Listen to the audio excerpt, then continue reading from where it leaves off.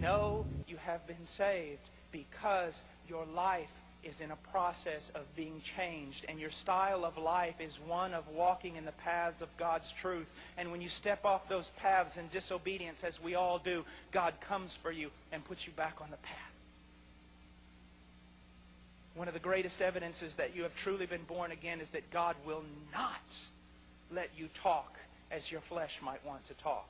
God will not let you dress as the sensual world and the sensual church allows you to dress. God will not allow you to act like the world, smell like the world, speak like the world, listen to the things that the world listens to.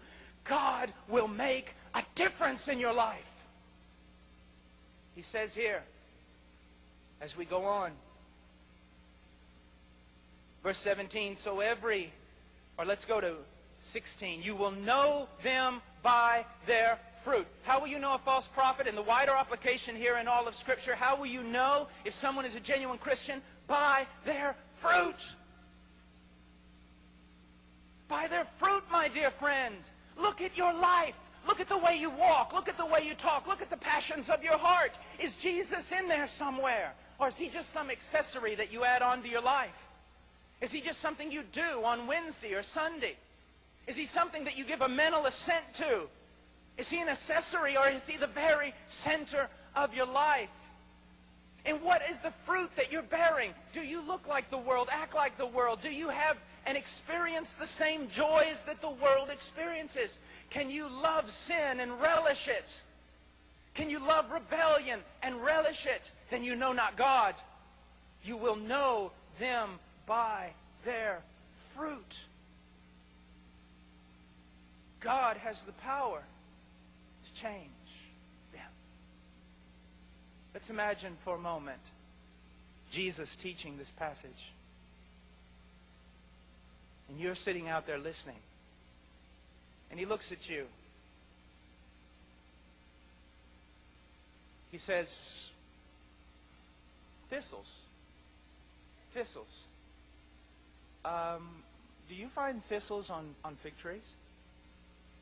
And you respond, of course not, Jesus. I mean, you're not an agriculturalist. You're not a farmer. I mean, you're a carpenter. But I mean, everybody knows Jesus. You don't find thorns on fig trees? Well, then let me ask you another question. Do you find figs, good fruit, on thorn trees?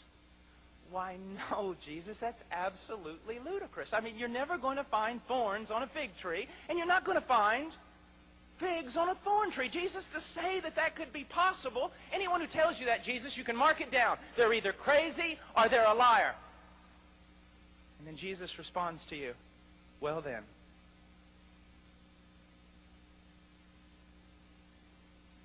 those who call themselves my disciples and bear bad fruit, would not it be the same to say that they were either lying or out of their mind to make such a statement? Let me take it a little further. Let's imagine that I show up late and I run up here on the platform. And all the leaders are angry with me. They said, Brother Paul, don't you appreciate the fact you're giving the opportunity to speak here and you come late? And I said, brothers, you have to forgive me. Well, why? Well, I was out here on the highway and I was driving and I had a flat tire and I got out to change the tire, and when I was changing the tire, the lug nut fell off and I wasn't paying attention that I was on the highway, and I ran out and I grabbed the lug nut, and as soon as I picked it up in the middle of the highway, I stood up and there was a 30-ton logging truck going 120 miles an hour about 10 yards in front of me, and it ran me over, and that's why I'm late. Now, there would only be two logical, I know no one studies logic anymore, but there would only be two logical conclusions. One, I'm a liar. Or two, I'm a madman. You would say, Brother Paul, it's absolutely absurd. It is impossible, Brother Paul, to have an encounter with something as large as a logging truck and not be changed. And then my question would be to you, what is larger, a logging truck or God?